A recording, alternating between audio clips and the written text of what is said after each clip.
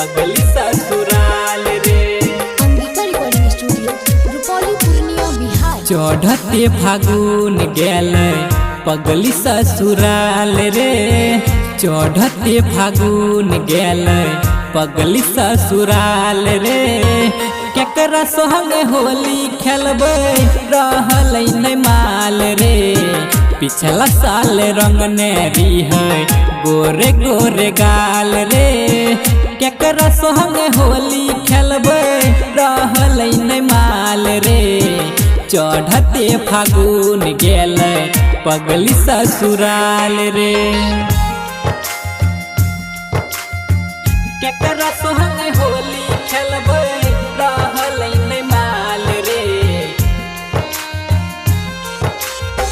चढ़ते फागुन गेल पगली ससुराल रे।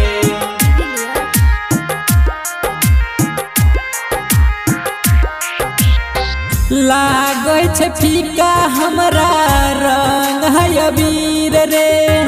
कोई से बतैया यारवा दिलवा के पीर रे। कोई से बतैया यारवा दिलवा के पीर रे। लागै छै फीका हमरा रंग है अबीर रे।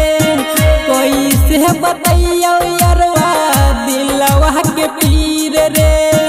कोई से बतैयो यारवा दिलवा के पीर रे। घरी घरी पूछै रहे पगली हाल चाल रे। केकरा संग होली खेलबै रहल नै माल रे। चढ़ते फागुन गेल पगली ससुराल रे। केकरा संग होली खेलबै रहल नै माल रे। चढ़ते फागुन गेल पगली ससुराल रे।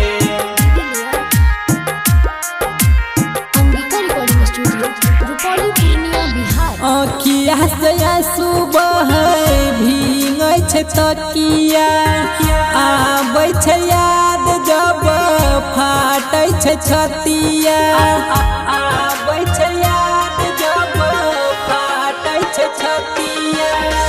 आँखिया से आंसू बहै भींगै छै तकिया।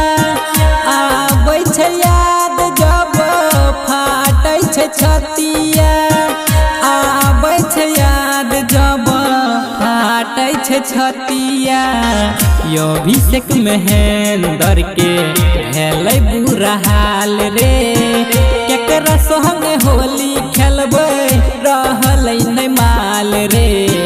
चढ़ते फागुन गेल पगली ससुराल रे। पगली ससुराल रे।